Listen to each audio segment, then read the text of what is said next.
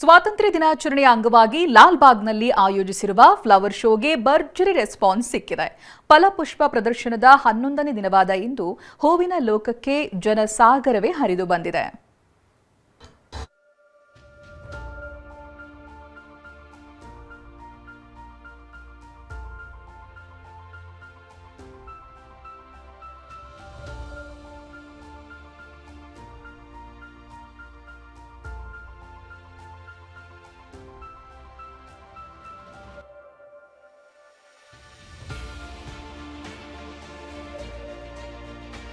ರಾಶಿ ರಾಶಿ ಸೇವಂತಿಗೆ, ಬಗೆ ಬಗೆಯ ಗುಲಾಬಿ, ಆರ್ಕಿಡ್ ಹೂಗಳು, ಹೂವಿನ ಲೋಕವೇ ಧರೆಗಿಳಿದಿದೆ.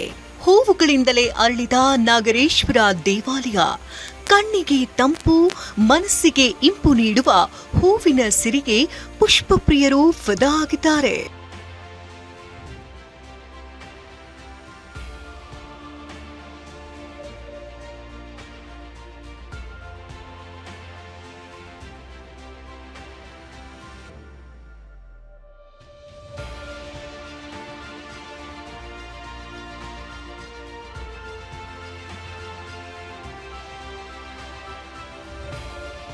ಸ್ವಾತಂತ್ರ್ಯ ದಿನಾಚರಣೆ ಅಂಗವಾಗಿ ಲಾಲ್ಬಾಗ್ನಲ್ಲಿ ಆಯೋಜಿಸಲಾಗಿರುವ 220ನೇ ಫ್ಲವರ್ ಶೋಗೆ ಭರ್ಜರಿ ರೆಸ್ಪಾನ್ಸ್ ಸಿಕ್ಕಿದೆ.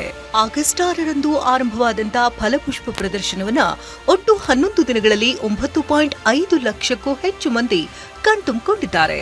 ಸ್ವಾತಂತ್ರ್ಯ ದಿನಾಚರಣೆ ಹಾಗೂ ವೀಕೆಂಡ್ ಹಿನ್ನೆಲೆಯಲ್ಲಿ ನಿನ್ನೆ ಬರೋಬ್ಬರಿ 2 ಲಕ್ಷ ಮಂದಿ ಲಾಲ್ಬಾಗ್ಗೆ ಭೇಟಿ ನೀಡಿದ್ದು ಒಂದೇ ದಿನ 1.05 ಕೋಟಿ ರೂಪಾಯಿ ಆದಾಯ ಹರಿದು ಬಂದಿದೆ. 11 ದಿನಗಳಲ್ಲಿ 3 ಕೋಟಿ ರೂಪಾಯಿ ಆದಾಯ ಸಂಗ್ರಹವಾಗಿದೆ. ಈ ಬಾರಿ ನೋಡಿ, ನಾವು ನಿನ್ನೆ ಶನಿವಾರ ಇತ್ತು, ಸ್ವಾತಂತ್ರ್ಯೋತ್ಸವ ದಿನಾಚರಣೆ ಇತ್ತು. 11ನೇ ದಿನದಲ್ಲಿ 10ನೇ ದಿನ ಅದು. ಬಟ್ ನಮಗೆ ಬಹುಶಃ ನಮ್ಮ ಇಡೀ ಫಲಪುಷ್ಪ ಪ್ರದರ್ಶನದ ಇತಿಹಾಸದಲ್ಲಿ ಅಷ್ಟೊಂದು ಜನ ನೋಡಿರಲಿಲ್ಲ. 2 ಲಕ್ಷಕ್ಕೂ ಮಿಗಿಲಾಗಿ ಜನರು ವೀಕ್ಷಕರು ಬಂದರು. ಆದರೂ ಕೂಡ ನಮಗೆ ಸುಮಾರು 1 ಕೋಟಿ 5 ಲಕ್ಷದಷ್ಟು ಹಣ ಕೂಡ ಸಂಗ್ರಹ ಆಯಿತು. ಸುಮಾರು 9.5 ಲಕ್ಷ ಜನ ಈ ಪ್ರದರ್ಶನವನ್ನು ವೀಕ್ಷಣೆ ಮಾಡಿದ್ದಾರೆ ಸೋಫಾರು. ಒಟ್ಟಾರೆ ನಮಗೆ 3 ಕೋಟಿ ಹಣ ಸಂಗ್ರಹ ಆಗಿದೆ ಸರಿಗೆ. ಹೂವಿನಿಂದ ಅರಳಿದ ಕನ್ನಡ ನಾಡಿನ ಪ್ರಮುಖ ರಾಜಮನೆತನದ ಗಂಗರ ಸಾಮ್ರಾಜ್ಯವೇ ಈ ಬಾರಿ ಸೆಂಟರ್ ಆಫ್ ಅಟ್ರಾಕ್ಷನ್. ಹೂವಿನ ನಡುವೆಯೇ ಗಂಗರ ಆಡಳಿತ, ಸಂಸ್ಕೃತಿ ಕೊಡುಗೆಯನ್ನ ಸಾರಿ ಸಾರಿ ಹೇಳ್ತಿದೆ. ಸಾಗರೋಪಾದಿಯಲ್ಲಿ ಬಂದಂತಹ ಪುಷ್ಪ ಪ್ರಿಯರು ಗಂಗರ ಇತಿಹಾಸವನ್ನ ಕಣ್ತುಂಬಿಕೊಳ್ತಿದ್ದಾರೆ. ತುಂಬಾ ಕಲರ್ಫುಲ್ ಆಗಿದೆ.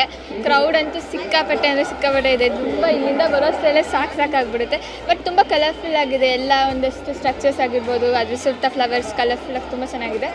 ಆಮೇಲೆ ಮಾಡಿರೋ ಮೇಂಟೆನೆನ್ಸು, ವಾಟರ್ಸ್ ಎಲ್ಲ ಚೆನ್ನಾಗಿದೆ. ಫ್ಲವರ್ಸ್ ಎಲ್ಲ ಸುಮಾರು 136ಕ್ಕೂ ಹೆಚ್ಚು ತಳಿಯ ಹೂಗಳು ಈ ಬಾರಿಯ ಫಲಪುಷ್ಪ ಪ್ರದರ್ಶನ ಅಂತವನ್ನ ಡಬಲ್ ಮಾಡಿದೆ.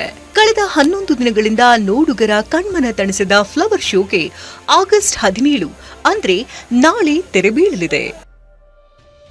ಲಕ್ಷ್ಮೀ ನರಸಿಂಹ, TV9 ಬೆಂಗಳೂರು.